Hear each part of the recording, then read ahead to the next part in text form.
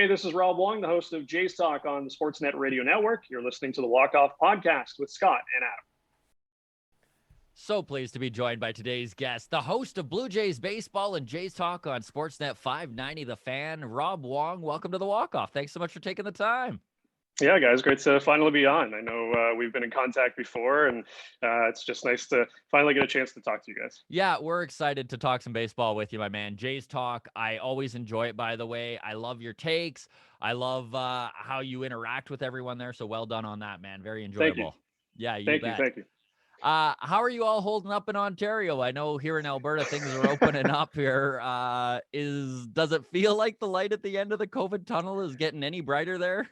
Yeah, it definitely is. I mean, we're into stage 2 now, so you can't really tell by looking at me, but you can get haircuts these Oh. days, and I'm in need of one pretty badly. I'll probably get one over the next few days here. But patio season is beginning, so I think people are nice to finally be able to get out and just do some things because it's been such a long time. And there's definitely light at the end of the tunnel. But maybe that light will finally be when the Blue Jays come back and play in Toronto. I think once that happens, that will finally make things feel a little bit normal compared to what it's been like for the last, a year and a bit now. Agreed, man. Even just to watch on television, it would be nice to see the guys back at Rogers Center. I know the border restrictions are starting to be lifted here and vaccination rates are up and the Jays have applied to return home, and there's all sorts of rumors about that. And I also know you're not privy to any federal government insider news or anything like that, but what is your sense about the Blue Jays coming home? Do you think we're going to be seeing games at Rogers Center by August? I think it's a good sign that the border restrictions are lifting, and these reports out there that at least from the municipal and provincial levels, the Blue Jays have received approval, and it's just up to the feds at this point. That's a tough hurdle to jump, of course. At this point, I think we all understand that there are many factors at work, and the Blue Jays have been pretty adamant that it's not going to be a situation where they say, hey, you can come home now and they're home tomorrow. It's going to take a few weeks in order for them to get it all figured out and ultimately come home. So, I think people have looked at that July 30th, range as potential, but if not, maybe a little bit further into August. I'm still optimistic. I've been optimistic even dating back to, April and May, just because I thought, hey, we're going to get all vaccinated here. And, at some point they're going to let, people come and watch Blue Jays baseball or watch the Blue Jays play at Rogers Center this year. So I'm still holding out hope. I think the most recent news is definitely a positive sign. Toronto FC, they kind of got that ball rolling yesterday with the news from their team president saying that we're coming home regardless, and we expect to play at some point in Ontario. So it does seem, that it's going in the right direction, but it's still, I guess, cautiously optimistic at this point. But I'm definitely more on the positive side that I do think we'll see the Blue Jays play some baseball at Rogers Center this summer. Oh, it would sure be nice. I know it's kind of wild to think of how many of these Blue Jays have never played a game in front of Toronto fans, man. Yeah. Like, Ryu is the one that blows me away. Like, he's been with the team for almost 2 years now. Semien and Springer and Espinal and Ray. I mean, the list goes on. And not just played in front of Toronto fans, but played in front of a Rogers Center crowd as a winning playoff contending team. How big of a, and I know this is an intangible, but how big of a boost do you think that could be for this team going into September baseball? Oh, I think it would be huge. We've talked a lot about the fact that, down in Dunedin, there were many nights they were the visiting team because you had, fans of the Rays or fans of the Phillies coming from Clearwater, Yankees fans that watch their games down in Florida invading TD Ballpark. And, the Blue Jays are getting cheered against or booed, when they're coming up to the plate or all these things. It's like, well, this is their home ballpark. It's bizarre. So like you said, it's an intangible thing, but, it can only help. The fact that the Blue Jays play in front of their home fans going down the stretch here, trying to hunt down a playoff spot. And, I mentioned it on the most recent Jays Talk about exactly what you said, that the fact that we haven't seen some of these guys in their Blue Jay tenures play a ton of games at Rogers Center. I mean, you mentioned Ryu hasn't played in front of, Korean fans at Rogers Center. Vladdy's having an MVP caliber season. There's a chance we may not see a single game of that in Toronto this year, which would be absolutely incredible. George Springer's first year, Marcus Semien, potentially a one and done, and we never see a game in Toronto from him. Like, there's just so many of these things on the table that, even if it's just the final, month of the season, and, if they don't make the playoffs, at least seeing the final stretch, I think would be a nice boost. And I think it would definitely help. I mean, I think if you ask the players, would you rather play in Toronto in front of home fans, and would you rather, be in Buffalo and be in all of that? I think they would prefer to come home and play in a major league ballpark and all of that comes with it. Man, you make such a good point about Vladdy's season. And I just looking back on 2015 when Donaldson came in and he had his MVP campaign, and just how excited the fans were, and the MVP chants as early as July, right? And just like this big push for him to be the MVP. And I mean, obviously what Shohei Ohtani is doing is absolutely incredible, but the Angels fans are allowed and able to push that narrative, right? Whereas like the Blue Jays fans, we don't even get to chant MVP. We don't get to lift our guy up.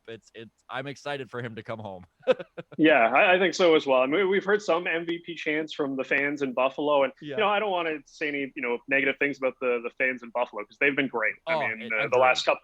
The last few months here where the Blue Jays have, been in Buffalo, the fans have been phenomenal with the job that they've, done, and how much they've welcomed the Blue Jays to that city, of course. But the Blue Jays are from Toronto, and until, that border restriction gets lifted, and maybe Toronto people from Ontario can actually travel down to Buffalo and watch some of those games, I think that would add a different dynamic. And maybe that's what has to happen for, Blue Jays fans in Canada to be able to see their Blue Jays in person, that they'll have to go to Buffalo, which would be unfortunate, but it's just not the same from being in Toronto at Rogers Center with the Canadian fans going crazy for a Vladdy Jr. MVP caliber season. At least when it's in Toronto and the Yankees come to town, only a third of the fans are cheering for the Yankees. Yeah. I when I was a kid growing up and going to games and going to see the Yankees and Red Sox, there was definitely a lot of that, being surrounded by visiting fans. And times have changed, I think, a little bit more, where in the last few years, it's, mostly Blue Jays fans. You still see Yankees and Red Sox fans, of course, make the trip up, but not as bad as I think it was, in the early to mid 2000s when the Yankees and Red Sox were at their height, and felt like, 60-70% of the ballpark was Yankees and Red Sox fans coming up because they couldn't get a ticket back home, but they could get a ticket in Toronto because it was a lot easier. Exactly. So this team just took 2 or 3 from the Rays. And I know that 9th inning of yesterday's game kind of left a sour taste a bit in some people's mouths, but nonetheless, they did win the series. That's a success, right? Like, you're happy with that, 2 or 3?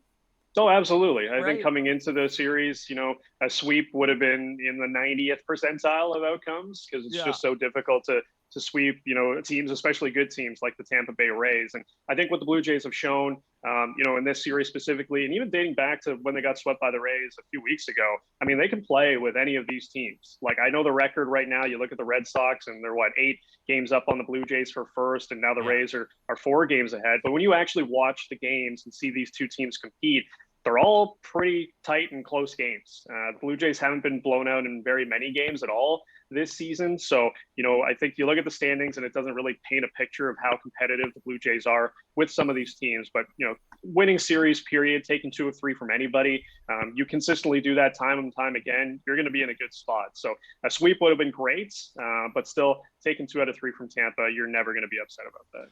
Agreed, man. And to that point, like, this stat stood out to me. I saw the other day where 23 of the 38 losses that the Blue Jays have had have been by 2 runs or less. Like, that's unreal. Yeah, that's kind of just speaks to what we just talked about. The fact that they're in all of these games. Like, I can probably count on one hand the amount of games that they really haven't been in. And maybe the Yusei Kikuchi start on the weekend, that was probably the most recent one where, they were in it for the first couple of innings, but then after that really felt like they, never had a chance to win that ball game. So I think for me, that's what gives me optimism that, you add some more pieces to this team. And I don't want to say they're going to be a juggernaut by any means, but they're going to be one of the teams in the mix for a playoff spot down the stretch if they can just make a few more additions, because the offense, we've seen it, it's great. The starting rotation obviously has been a lot better as well of late. It's the bullpen that sticks out like a sore thumb. Yeah. And if you can make a move there, add another bat, maybe add some pitching, you just can dream on what this team potentially could be over the last half of the season. Rob, what are your thoughts on Rafael De Lis? I think, I made the point yesterday that, 2020 for him was great. He was one of the more reliable pitchers on this team, but it's not 2020 anymore. It's 2021, and we know how volatile relievers can be season to season. And I know Charlie Montoyo said yesterday that, he's a guy that's, did it for us last year, and we've seen him in moments, and we want to get him back to that point. And I think that's all well and good that they want to get him back to that point. But I don't think we've seen it enough this year to continue to trust him. At some point, you have to make the decision that it's just not working out and stop trying to force the, square peg into the round hole. Like, I know there's moments where he comes in and he does look very good. And that's sort of the state of this Blue Jays bullpen right now, that unfortunately, because they don't have, enough reinforcements, that, Rafael De Lis is going to be put in these situations. So I think if he's still, being put in these situations, by the end of the month, and there hasn't been any additions, that's a bad sign. And maybe he does turn things around. I can't say that, I'm disappointed in Rafael De Lis getting these chances when I, said very recently that I still believe in Tyler Chatwood, who I think a lot of people have, thrown. Oh, we've all eaten our words team. on that one, eh, bud? Exactly, yeah. So, if I'm going to say that I still believe in Tyler Chatwood, then I can't, paint the same picture with Rafael De Lis. But, I just think the situation here is, we got to stop looking at the past performance. And, unfortunately, it's a what have you done for me lately business when it comes to relief pitchers. And right now, he's just not getting the job done. So that's just my opinion. Charlie obviously said yesterday that they're going to keep putting him in these spots, and we'll see how he does. But in a perfect world, Rafael De Lis is a guy that's coming in, fifth, sixth, seventh, but for high leverage, I think that's not exactly the spot right now, anyways, that he should be put in, according to me, if I was manager. My biggest fear with Rafael De Lis is that next year he's going to be in a Tampa Bay Rays uniform and be the best high leverage reliever in the division, and we're just all going to be like, how? Yeah, that's everybody's biggest fear. You go to Tampa Bay and you just turn your career around in whatever position they put you in. So that would be bad, but that would be very Tampa Bay Rays. I know you just touched on it here. So the bullpen is, well, it's not the tire fire that it was 3 weeks ago. It still definitely needs some works. Where are you at on this pen? I think there's maybe a handful of pitchers that you really, really trust at this point, and Jordan Romano right at the top of the list. Adam Simber, who they just picked up, I think he's gotten 10 outs and hasn't given up a run, so he's been everything as advertised. Been touted to be a ground ball, like just balls in play. It's been great. Yeah, soft contact guy. Like he's been a great addition. And if I'm looking beyond that, I think Tim Meza has probably worked his way into that conversation where he can be trusted a little bit as well. So beyond that, I'm not sure what you're going to get. I know, Jacob Barnes is intriguing, guy that throws in the mid 90s and, has a decent breaking ball. The Blue Jays obviously picked him up in sort of a, under the radar deal when they were, looking to get some relief help. So it's still not great. I think in order to be competitive, you need more than just three guys that you can trust in a given series. So I'm still looking at reinforcements. I'd be shocked if the Blue Jays don't add at least, one more big relief piece before the trade deadline. Maybe we know two, Ryan Borucki. Yeah, maybe two. I mean, if you could add two, that would be great. We know Ryan Borucki's working his way back. Julian Merriweather, knock on wood, you're hoping he's going to be able to come back and do what he did at the beginning of the season, but that's obviously a big if. So I think, when I just look at this pen, I say it's okay for now. It's not, like you said, the tire fire that it was a few weeks ago, but it still needs quite a bit of improvement if this team has aspirations of wanting to be big time players in the second half. So you asked this on Twitter last night, and I'm going to flip the script on you here and use your question against you. Taylor Saucedo, is he a guy now? Like, he has looked decent. Has he earned some trust? Like, some more innings, do you think? Yeah, I'm curious where the Blue Jays land on him, because when you look at the numbers and, the ERA predictors and all that stuff, it's really good. Like the ERA is under 2. He's striking out, I think, 31% of the batters he's facing right now, 60% ground balls. I still think, right-handed hitters give him a bit of trouble. I think when you look at the numbers, lefties haven't had a chance really at all against him since he's come up to the big leagues. It's always, tough trusting a lefty to come in and get, both sides of the plate out. Like Ryan Borucki, we see can do it because he's got the nasty slider and the big time fastball. And, Tim Meza, they've started to trust more and more. The reason I bring him up is, because of Rafael De Lis and some of these other guys in the pen that just, haven't been very trustworthy. I've, wanted to see for a while, where if a guy's going well, give him some more opportunities. And for people listening to this, they may have heard me, kind of go off on the bullpen recently in Charlie Montoyo when Taylor Saucedo came into that game. I think it was last week. I think it was against the Orioles, right? Yeah, it was against the Orioles where Tyler Chatwood blew up in that game, and Saucedo came in and gave up the big hit to Austin Hayes. And the reason I said I wouldn't have gone to Saucedo in that spot, because I thought Jordan Romano should have come into the game. So Agreed. It wasn't a knock against Saucedo. It was more just, you had Jordan Romano there to put out the fire. You should have gone there. So for me, Saucedo, I would like to see him get more opportunities. I'm still a little bit weary that I think, not that it's smoke and mirrors, but I think, maybe against right-handed pitching, it might be a little bit more difficult for him. But it's, again, because of the state of this pen, I just want to see different guys get some opportunities here and see what they have. If it doesn't work out, it doesn't work out. But if it does, maybe you have something there. And I 100% agree with that. And I think that everything that they have asked Saucedo to do to this point, he has done. Even the spot you just brought up against the Orioles, like with a runner on first and third trying to get out of a jam that Tyler Chatwood pitched his way into, he still got the ground ball that could have been, I mean, it didn't go to Bichette. It missed him by about 5 feet, but he did get the play that they wanted him to get, right? Even though, and I mean, after that, he then allowed a couple runs, but yeah. Yeah, but he's intriguing. So that's what I'll say about that. Yeah. So let's put a positive spin on this to get out of the bullpen talk here. Mid-May, Ross Stripling hit a wall, right? Mm-hmm. I mean, he was getting hit hard every time he was on the bump. And then he made an adjustment to his delivery because he figured that he was tipping his pitches. And it's funny, Rob, when he brought that up, I so quickly dismissed it. A starter is saying that it's not their stuff that's the problem, right? But man, Ross Stripling has been unreal. This is 8 pretty decent starts in a row. Where are you at on Ross Stripling? Like, have you bought in? Is this for real? Like, can we kind of expect this Ross Stripling for the rest of the season?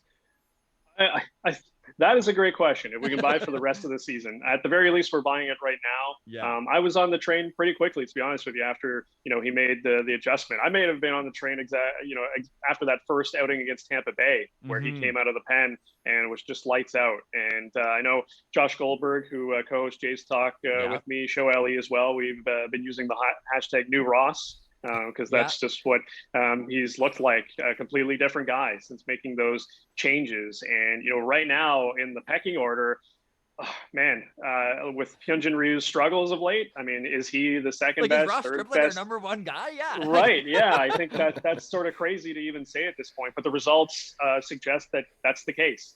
Even his last outing against Tampa Bay on Saturday wasn't great, but, for him to, get out of, 5-6 innings there with giving up just that one run. I mean, he's a guy that incredibly serviceable. Yeah. And I think what people forget as well is, even when he was getting knocked around earlier this year, and last year was a disaster season for him in LA. And then when he came to Toronto, you look at his baseball reference page, you look at the Fangraphs page, this guy has been a pretty good major league pitcher throughout his entire career. Albeit in different roles as a bullpen guy, as a starter, swingman. But he's, been very, very good at times. When he made the All-Star team, I think, in 2018 or something crazy like that, right? So, he did. Yeah, he's a guy that's, been a very productive major league pitcher. So the mechanical changes that he's made have obviously unlocked a lot of his, talent because, we've seen him. He's throwing 95 at times. He's got the big breaking ball. He's throwing changeups that are falling off the plate here and getting guys to swing and miss. So, there's a lot to like about Ross Stripling, and he's under team control for a couple more years here as well. Yeah. So, he's a rotation mainstay, I think, at this point. Could it all come, crashing back down to earth? Of course. I mean, pitchers are going to go through ups and downs all the time. But at this stage, I mean, the job that he's done to turn things around, kudos to Pete Walker as well. He's one of the more reliable guys that went up. Like it's pretty wild to think. Well, it also goes to show you how bad a pitcher can be if the hitter knows what's coming. Yeah. But like just for Pete to kind of pick up that he was tipping his pitches. I mean, impressive. Seems to work. Seems to have worked.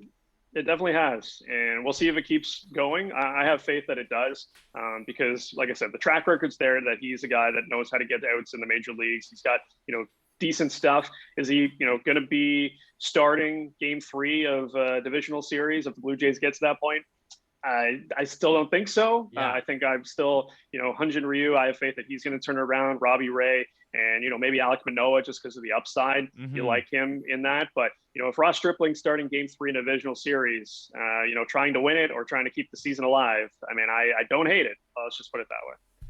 Agreed, man. And while we're talking bright spots on this team, Teoscar Hernandez, and I mean, Hernandez is always been a joy to watch play, right? I mean, he just exudes so much positivity and just seems like he genuinely connects with his teammates.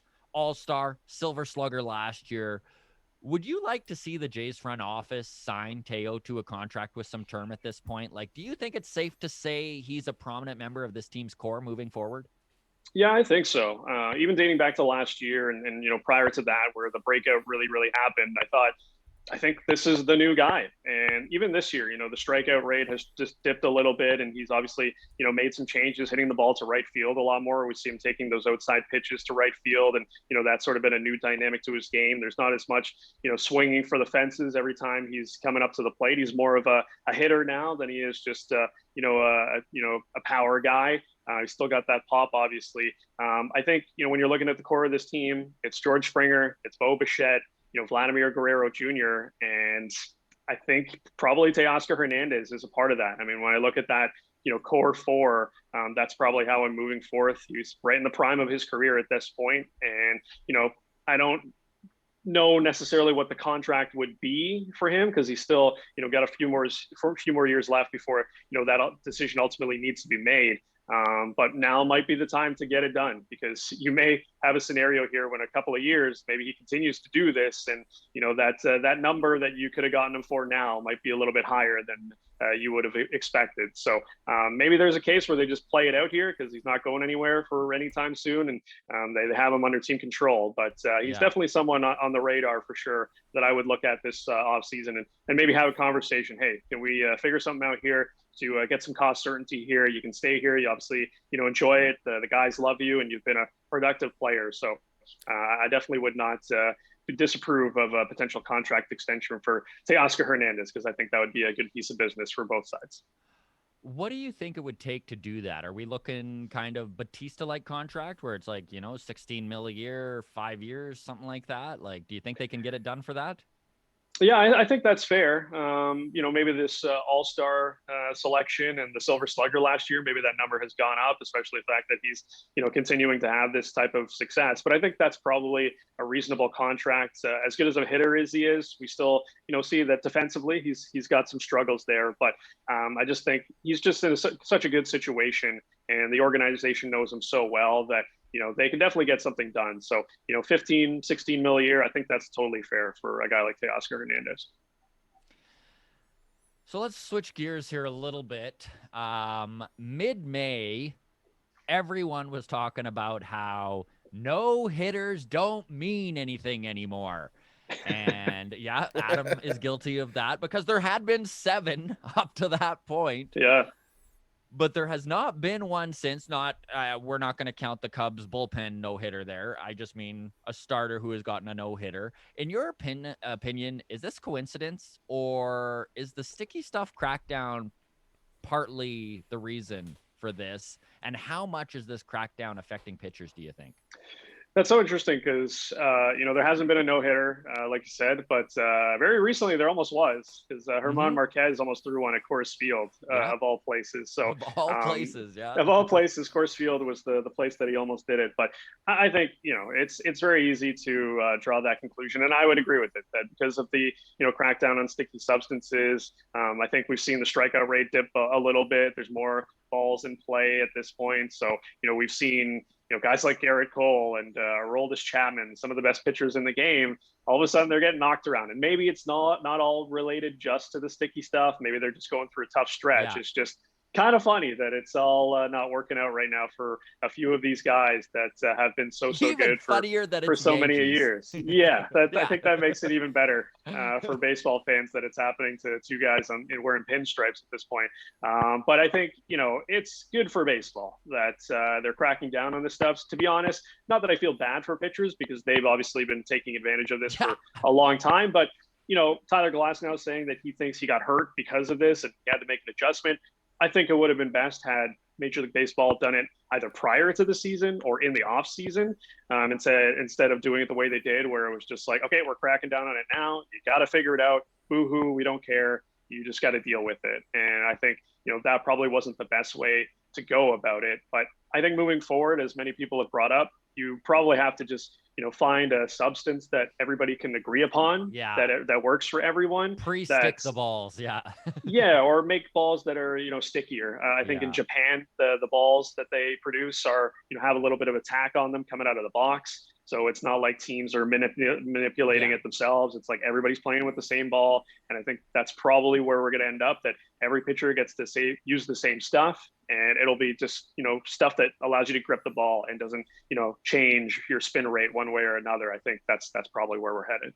I agree 100% with that take, man. And it's so funny to me because when MLB, if you give a problem to Major League Baseball, their first move seems to be to grab a gun and shoot their foot. Like, I don't get why, if you're just going to ignore a problem like sticky stuff, which they have been doing for, let's face it, man, 4 or 5 years, like the real sticky stuff, right? The stuff that they're trying to eliminate. The mid-season crackdown, it's just like, I didn't understand it, other than they just gave in to public, outcry or whatever it was. Either way, we can move on, but I just didn't get that move. I'm glad they did. I'm not for sticky stuff. I just, Tyler Glasnow is one of the best pitchers in baseball. He's like, he's the type of guy that you don't want to see go down over something like he's gripping the ball tighter because all of a sudden it's so slick, right? But speaking of the sticky stuff, how difficult do you think it's going to be for teams to properly judge how to bolster, let's say in the Blue Jays scenario, their bullpen, or to get that extra starter and feel confident that they're getting the numbers that the guy had produced at the beginning of the season? Yeah, I think that's a great point. I know some people have pointed out on Twitter recently, Richard Rodriguez of the Pittsburgh Pirates, who, Blue Jays fans have wondered about. Could he be an acquisition? His spin rate numbers have dipped quite significantly since the crackdown, and he's had a bit of trouble recently. So I think teams are making the adjustments here. Teams that are looking to other clubs and trying to inquire about those pitchers, they've got all that data. They're looking it up to see what the numbers are as well. So I think they'll make the adjustments accordingly. I look at a guy like Hyunjin Ryu, for instance, just within the Blue Jays. His spin rate numbers haven't really dipped significantly at all. I think even his last start, they were kind of up from where they've been at the beginning of the season. So for his seasonal averages, so I think that's probably where the Blue Jays are going to end up, that they're just going to look, how are these numbers comparing to where they were at the beginning of the season? And if they're seeing significant drops on some of these guys, then that's got to be a red flag, because that's not what you're expecting. I haven't honestly been looking at Baseball Savant too much at some of these relievers that could be on the market, whether it's a Craig Kimbrell or Kendall Graveman or Ian Kennedy, to see where those spin rate numbers are at. But you can imagine that the Blue Jays are definitely doing their due diligence on it. To make sure that they're not buying a guy who's all of a sudden going to come in and his spin rate numbers are way down from where we saw at the beginning of the season, and there's going to be a ton of buyer's remorse. So that definitely adds a new dynamic, though. For pitchers at the trade deadline, when it comes to their spin rates being down and maybe their results not exactly matching what we saw at the beginning of the year. What did you think of the Adam Simber, Corey Dickerson acquisition? I kind of like the approach of taking on some money to kind of lessen the blow of prospects that would be given. Yeah, I think we've seen this front office do it numerous times. You brought up Teoscar Hernandez before, and that was a perfect example of that, where they took on the Nori Aoki's contract to get a piece in Teoscar. So this is a club that's definitely flashed the financial might in recent years in deals, and I think that was another perfect example. That they get a guy in Adam Simber that obviously helps their bullpen, but they take on some money that the Marlins were looking to move in Corey Dickerson. And not that Corey Dickerson's an all-star caliber player anymore, but I think, he is going to be a good piece when he's healthy for this team, as someone that can be a really good hitter against right-handed pitching. I hate using this term because it gets thrown around all the time, but he does give you a professional at bat. Like, it's true against right-handed hitters. Guy's got an almost 850 career OPS against righty pitching. that's pretty phenomenal for a Yeah. team that's in sore need of a lefty bat, because Rowdy Tellez just hasn't, cut the mustard this year, and Joe Panic, God bless him, wasn't exactly a big time threat every time he, came to the plate. He did homer in his first at bat for the Marlins, though, which was kind Of of course he hilarious. did. Yeah. Of course he did. But yeah, Corey Dickerson, I think he could be a pretty significant piece down the stretch, as someone that can potentially platoon with a Randall Grichuk or Lourdes Gurriel Jr. or be a bat off the bench. Like, I think he's got potential to, make an impact with this team. So just a great piece of business to get, two pieces that this team sorely needed in a left-handed bat, and obviously Adam Simber. Agreed. And it's funny because I still remember Dickerson from just being a thorn in the Jays side when he was with the Rays, as most guys are when they go to the Rays. But you're right, man. Just having that lefty bat off the bench or in a platoon situation where he is going to give you, again, to lean on the professional hitter side of the terminology there. But yeah, like, he's going to give you a pro at bat, which is something that with so much youth on this team, you maybe wouldn't get from, let's say, a prospect that you're trying to like ease in to the team type of thing. Let's just hope this one works out better than Daniel Vogelbach, who's doing pretty well in Milwaukee. Yeah. He did great before Toronto too, but he did nothing for us. So that's funny. So I saw this stat the other day, and it kind of made my eyes pop because it's pretty incredible. So the only players in American League history with 20-plus home runs, 10-plus stolen bases, 20-plus doubles, and 60-plus runs through 80 games is one, Lou Gehrig in 1930 and 31, and the other player, Marcus Semien. Yeah.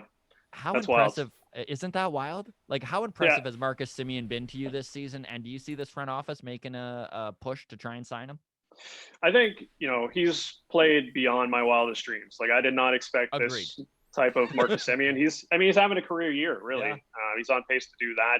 Very reminiscent of his 2019 season when he was third in AL MVP voting. But I just think you look at everything that he's done at the plates, as a leadoff hitter, a guy that's hit in a bunch of different spots in the lineup. It's just, where would this team be without his level of production? Because he, Vladdy had a great May, but Marcus Semien carried them a lot of the times in that month as well. And, since George Springer came back and Semien stayed in the leadoff spot, he's been on an absolute tear as well. So it's just, if I had to give him a grade, it's an A+ for Marcus Semien this year. He's been worth all the money that they've given him this year. And when I look into the offseason, I said it on yesterday's Jays Talk that I personally think it's unlikely that we'll see him come back. And for me, the reason I bring it up is just because I think, long term, if you put the truth serum in Marcus Semien long term, what do you want to do? I think he wants to play shortstop. I don't think he wants to be, a second baseman for the rest of his career. That's what he was looking to do coming into the offseason. What is intriguing, though, is I know I think a few months ago, Arden Zwelling of Sportsnet.ca wrote a piece about Marcus Semien signing with the Blue Jays, and apparently they had talked about a multi-year deal before they agreed to the one-year deal. So that goes to show that, he was thinking about Toronto as a potential longer-term option than the one-year, contract that he did sign. But I think for me, the question is, does he want to play second base for the next, 5 years? I wouldn't think so. I think he wants to be a shortstop. That's obviously the marquee position. You're going to get a lot more money there from free agency. And he's, obviously playing himself into a pretty hefty contract this offseason. So if it's just a one and done, it's going to be one of the better one and dones in Blue Jays team history. But, I know I think it's unlikely. I know some other people, my co-host Josh Goldberg included, thinks that he's not completely writing it off, that Marcus Semien is back. But that's just my opinion, that while the Blue Jays will, I'm sure, explore, talks with him and see what's up, that I still think, there's a decent chance that this is probably a one and done situation for Marcus Semien, in my opinion. So in your opinion, the most likely scenario is qualifying offer, grab your draft picks and move on. Yeah, I think that could be it. I look at the free agent crop with guys like Trevor Story and Carlos Correa and Corey Seager. If those guys make it to market, I'm probably more inclined to look at those guys. Marcus Semien's on the wrong. Yeah, those guys are younger. Marcus Semien's on the wrong side of 30, and those other guys, intrigue me a little bit more. So I think, there's some attractive options out there. But That being said, if it's a case where it doesn't work out with those guys and they circle all the way back to Marcus Semien and are able to, find a way to bring him back, I don't think anybody's going to be upset about that, No. especially with the way that he's played so far this season. But it's going to be one of the more interesting, conversations of the offseason is what happens with Marcus Semien. Does he come back? If so, in what role, what capacity? Because he's been as advertised so far this year. It's been interesting to see because I truly believe that this switch to second base has probably increased his value. I mean, the second base free agent market this year is definitely not a lot shallower, let's say, than the shortstop market. So he may be able to get one of those big contracts where maybe he starts playing at second base and transitions to third in a year, or depending on whatever team goes after him with that shortstop position. But yeah, he is definitely, talk about betting on yourself and it working out, eh? Yeah, and maybe I'm completely off base here. I mean, we haven't been able to really talk to these guys, of course, being on these Zoom calls, can't have these one-on-ones in the clubhouse or really get a sense of it. But maybe he does, like it with the Blue Jays. I was going to say like it in Toronto. A guy hasn't even played a game in a Blue Jays uniform in Toronto, but maybe he does like the organization, and maybe he is totally willing to stay with this team and play second base. That I'm, totally willing to say that that's on the table, of course. But I just, look at a guy who was a star shortstop for a couple of years here. He's been building up his value, trying to get back on the market. All of a sudden, he's going to say, you know what? I'm done with shortstop. I want to be a second baseman. I just, if we're being honest, like I don't see that being the case. I think he wants to be at shortstop long term. I think that's where he sees it. And at 30 years of age, I mean, he's probably looking at one more big time contract as well. So, even if the situation is great for the Blue Jays, if a team comes along and backs up the Brinks truck and puts 20, 30 million more dollars on the table, maybe another extra year, that's hard to pass up, right? Mm-hmm. So let's get wild then. Let's get crazy. Let's say the Blue Jays are in on Marcus Semien. What is the likelihood that they're talking to Bo about moving from short to second? Yeah, I think that's a difficult conversation with anybody that the Blue Jays potentially pursue that can play that position. I think, if they do bring back Marcus Semien, I think they bring him back as a second baseman, just because they've already done this year with Bo at short and Marcus at second, that it would be too awkward of a conversation to say, hey, he's back and he's going to take your job at shortstop and you guys are going to flip. I just, that's just not a realistic conversation. And, I posed it as well on a recent Jays talk about, if you do look at Carlos Correa, Trevor Story, Corey Seager, if those guys are, real options that you're considering, then you're going to have that conversation about, with Bo about moving over to a different position. Because once again, kind of similar to Marcus Semien and how I think, he probably wants to play shortstop long-term. There's Trevor Story, Corey Seager, Carlos Correa, regardless of how much money you pay those guys, are they going to want to come to Toronto and be a third baseman or be a second baseman? No, those guys are coming to play shortstop, or, they're probably looking elsewhere where they can get that opportunity. The Blue Jays, while they're on a great track here and potentially becoming a World Series contender within the next, 5 years, we do see it from time to time where, guys go to a different ball club and they say, yeah, I'll play wherever you want because this team affords me an opportunity to win a World Series title. I'm not sure the Blue Jays are at that point yet where you can add a piece like a Trevor Story and he's going to say, yeah, I'll play third base, I'll play second base because you got all these guys here. I still think, if you're looking at those guys in free agency, they're coming as shortstops. And I think, that's going to be interesting to see what happens there. Because I think a lot of people have definitely, pointed as those guys as, pieces that the Blue Jays may pursue this offseason. Now, all that said, I still strongly believe you just keep Bo Bichette at shortstop because it's going to pay off much like it did for Marcus Semien and all the errors that he made and was allowed to kind of grow into a good defensive shortstop. I think that's the route to take for Bo. How are you feeling about that? Yeah, I think, the most recent game against Tampa where he made the errors in the field there, drops the routine ground ball. Then he makes an amazing play to keep the ball in the infield, but, chucks it away and is a little bit too aggressive there. Those are parts of his game that he still, needs to work on. It's not as bad as it was at the beginning of the season where it felt like every single night we were having a conversation or a referendum about, Bo Bichette's long-term future at shortstop. I think for me, I would probably prefer him to be at a different position, but with the caveat as well that, I think overall, if he stays at shortstop long-term, it's not the worst thing in the world because he's not, the worst defender in the league. Is he ever going to be an elite shortstop? Maybe not. but he hits so well Yeah. that it makes up for any deficiencies he has. Because, you know, I made the comparison to Fernando Tatis, and this year he's been really bad at shortstop, but he's also been a top 5 hitter in the league. So, like, he's giving you way more of a value at the plate than he is giving away defensively, that it doesn't matter. So I know people like to look at a game like yesterday and say, geez, Bichette, like, you know, this guy needs to get off shortstop immediately. But he also had 2 hits in the game, and was named to the All-Star team. So, like, he's doing a lot of good things. He's also 23 with under a full season under his belt. I think he's at 158 games or something like that. Like, yeah, he is still learning, right? Sure. And I've seen people say, and I do agree with it somewhat as well, that, you know, even if you move him to second base, is he not going to like make some of these same plays at second base, right? And it's a position that he hasn't played since, you know, becoming a professional baseball player. So there is a transition there. Marcus Semien's made it look seamless because he's obviously he's obviously played the position before. But you know, I just think the reason I'd say I think long-term Bo is probably best suited at a different position is because of those other players that I mentioned. I mean, if you're looking to get a Trevor Story, who's an elite defensive shortstop, you're putting him at shortstop. Same with the Carlos Correa. Like, you're putting those guys there because they have better defensive value than Bo, and it just optimizes your team so much better. So I think if you don't pursue those guys and you can't land one of them, then Bo Bichette's your starting shortstop, and you're feeling great about it because he's a phenomenal player. Like, I don't want to make it seem like I don't think he's a phenomenal player, but I just think, you know, long term, if this team is looking to add, you know, one of those 3 guys that we talked about this offseason, then I think you're going to have that tough conversation because, once again, those guys aren't coming here to play second base or third base, and they just are better suited in that position defensively than Bo Bichette at this stage of his career. Yeah, this offseason is going to be so interesting to see how the chips fall. That is for sure.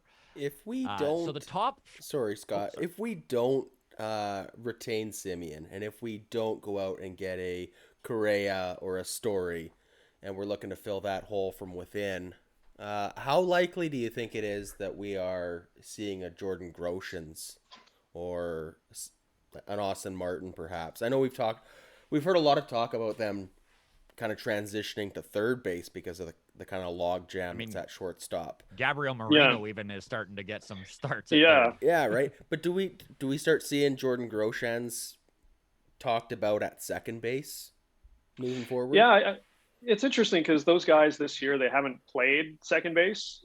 You know, Groshans and Martin, they've been rotating back and forth. You know, Martin's been shortstop. He's been center field. Groshans been shortstop. I believe he's played some third base as well. So those guys have been mostly on the left side of the infield as opposed to the right side of the infield. I think, you know, if Marcus Semien doesn't come back next year, you're probably going to see Kevin Biggio go back to second base. That would be my guess. And then they would look to find an upgrade at third base and someone that can play there long term. And, you know, maybe that is Jordan Groshans who comes up and gets an opportunity there. I still think it's a little bit early for him. I think they want to get him some more seasoning down in the minor leagues just because he's been, you know, banged up the last few years, and to get a few more games down in AAA or even AA, I think would be big for his development. The Austin Martin thing is interesting because, you know, he's a guy that obviously can be, you know, is so athletic that he can play anywhere on the field, but they haven't put him at second base this year. So I wonder if, you know, that's something that maybe they do in the future. But I think, you know, if Kevin Biggio is still here, I think that's probably the easy answer, that he probably goes back to second base and plays there most of the time and still helps out in other positions. He's pretty decent at second, like in comparison to some of the other positions, but yeah. Yeah, you're not feeling bad about Kevin Biggio being a full-time second baseman, but I think that's probably the easy move. That being said, I mean, maybe they go out and, you know, find some replacements and keep Kevin Biggio kind of moving all over the place. But you know, if Marcus Semien leaves, that's a big hole at second base, and that's a big hole in the lineup. But yeah, this offseason, it's, you know, we thought this past offseason was interesting with George Springer. I think next offseason is going to be even more interesting because, you know, we're thinking the Blue Jays are making this push now. They've been building up to it with Ryu, with Springer. They bring in Semien this year. You know, there's a lot of potential to make some pretty big splashes in the offseason again next offseason. So I think it's going to be really interesting to watch. Speaking of the offseason being crazy too, sorry, what do you think the chances are we see a work stoppage next year? Oh boy, I don't even want to think about that. Okay, that's fine. We can move on. Yeah, that would be terrible. I know we were Wouldn't talking about it? this. We were talking about the sticky substance stuff before, and I know some people, long-time baseball people, have brought that up as sort of part of the back and forth between the players' union and Major League Baseball, using it as like a bargaining chip and just some nastiness to try to get things started here. So it's within the realm of possibility. It's a non-zero chance that we see a work stoppage. I don't think anybody would be surprised. Major League Baseball, we all remember what happened last summer where we thought we were going to get baseball and then it was pushed back a few weeks and everybody's like, geez, every time you guys like have something going here, you find a way to screw it all up. Gun to foot. Yep. Yeah, exactly. So I don't think I would be surprised if we see some reports coming out at the end of the season, from Ken Rosenthal or John Heyman or whoever, that like, oh, things aren't looking good. We're like, oh, geez. So I think it's on the table, but hopefully it's not a realistic possibility. Yeah, fingers crossed. That would be the worst. Yeah. So let's talk prospects for just a second here. So the top 5 prospects in the Blue Jays system: Nate Pearson, Austin Martin, Jordan Groshans, Semien, Woods Richardson, and Gabriel Moreno. Do you think that there is any chance one of those 5 are used in a trade to acquire some win now pieces, whether it's this trade deadline or in the off season? And if there is any chance one of those get moved, who do you think is most likely, and what kind of piece would we expect in return? I think Gabriel Moreno has played himself into a spot here where he's pretty cemented as the quote unquote catcher of the future that everybody looks at. I think the progress that he's made defensively and offensively specifically have really vaulted him to another level here. And to have that up the middle piece for such a young guy, what he's doing it at 20, 21. Yeah, it's really phenomenal. And you don't exactly find those types of players these days, behind the plate that can do what he does on both sides. So I think he's pretty locked in at this point that if they're moving him, it's going to be for someone with a lot of control. That's a really, really good player. So I think it would be very difficult for the Blue Jays to part with him. Same with Austin Martin. Falls into the Blue Jays' lap in the draft last year. I don't think they're really ready to move off of him. The other 3 guys that you mentioned, I would never say never, but they could be potential pieces. Jordan Groshans, while I still believe in him, and I think he can be a very solid piece for this team moving forward. I think the Blue Jays you've been asked about him previously, and I think he's been a part of some potential frameworks. Nothing obviously ended up happening, but he could be someone I could see the Blue Jays moving off to bring in a piece. Semien, Woods Richardson, I think he's going through a bit of a tough run here of late. Not that the shine has come off necessarily; it's just a few starts. But with the emergence of for sure, with the emergence of Alek Manoa and we talked about Ross Stripling and Rios here, maybe you sign Robbie Ray. You've got 4/5 of a rotation already locked up there, and maybe the Blue Jays go this offseason to try to get some more starting pitching, whether it's through free agency or through trade. And maybe Woods Richardson is a guy that you potentially move to make a deal. And Nate Pearson at this point, I don't really know. I still have a ton of hope that when healthy, he's a guy that can come in and get the job done. I think when you look at prospect evaluators, and I think times have changed where it was a little bit more difficult in years past. I mean, the fact that everybody keeps saying that he's going to be a thing, whether it's in the rotation or as a bullpen piece, knock on wood, hopefully that's not something we see for a few more years. Mm-hmm.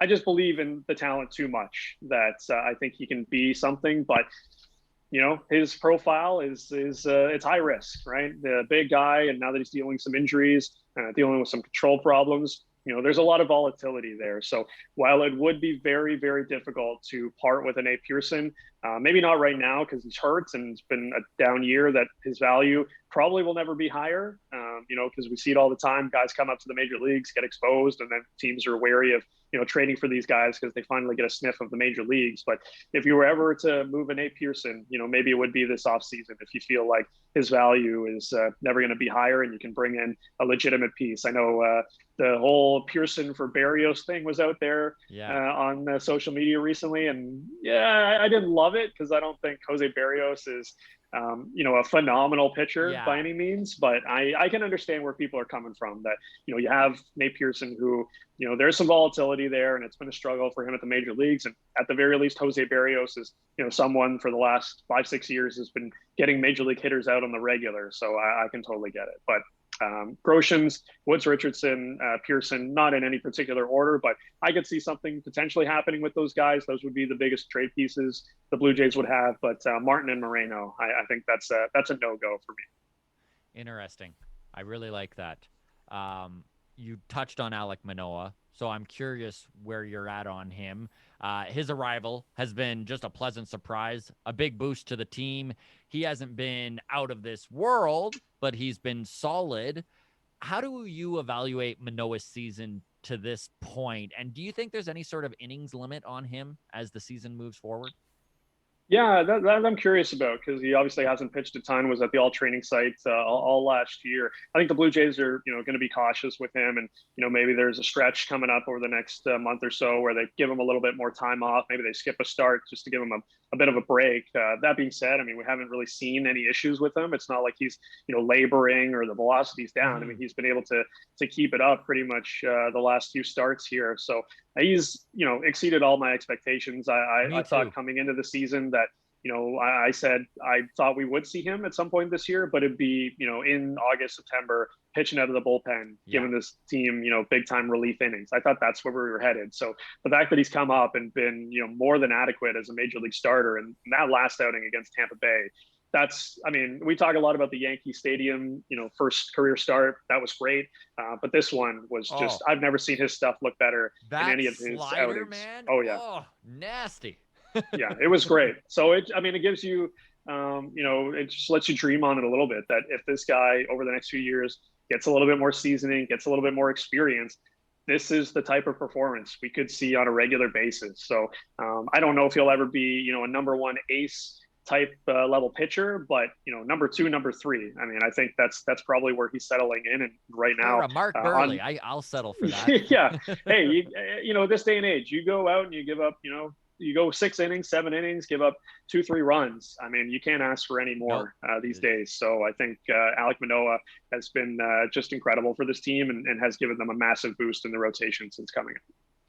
All right, Rob, thank you so much for your time, my man. We really appreciate it. We do have a few listener questions for you. Do you have a couple more minutes here? Yeah. Okay. Yeah, I think my earbuds might be going down in battery here, so hopefully. Okay. Well, fingers crossed here. All right. So this one is from Alyssa in Toronto. She says, "Hey, Rob, love your work and love listening to you on the radio. What, in your opinion, is the perfect ads at the deadline? What is the type of ad that would excite you?"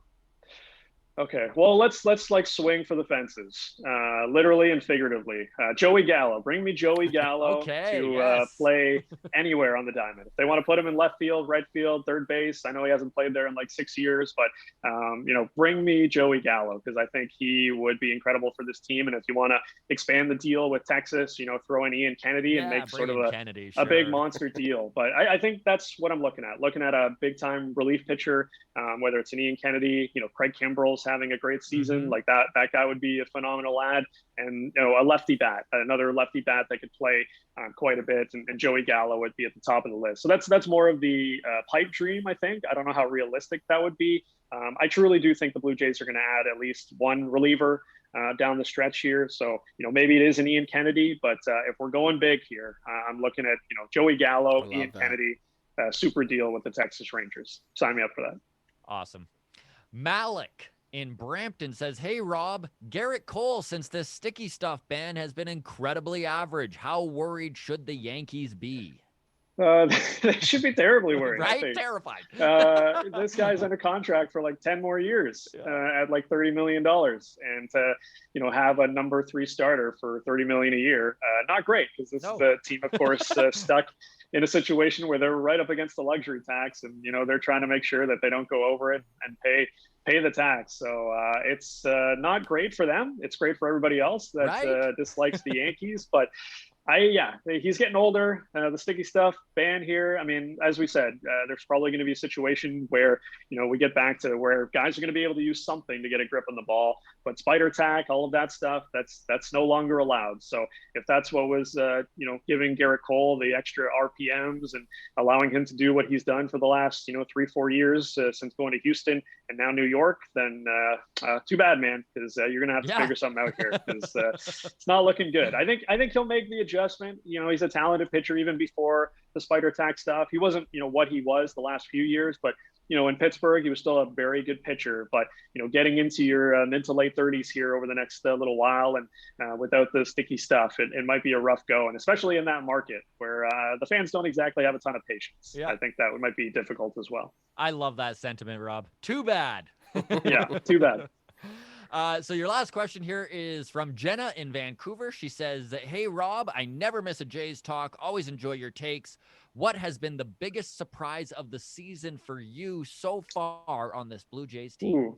That is a good one. I think it's got to be Ross Stripling, right? Ross Stripling, who, you thought, wow, is this guy going to be a DFA candidate? Like, what are they going to do with him? Is he going to be, just tossed in the bullpen and never to be heard from again? And for him to turn it around and become one of the most reliable pitchers on this team, I think has to be the biggest surprise. So that's probably right at the top of the list. I think the first few months of Randall Grichuk was a great surprise because he really did carry the team for a while there, and he won them a lot of games. So I think Ross Stripling and Randall Grichuk's at least beginning of the season, those would have been my biggest surprises for 2021. And just I guess as a small one, those 4 1/3 innings of Julian Merryweather, where he looked like the best closing pitcher on planet Earth. We'll never forget those 4 1/3 innings from Julian Merryweather. Hopefully we'll see him back. So he does exist. That really he does did exist. Happen. Yeah, it really did happen. He's a real guy, and he was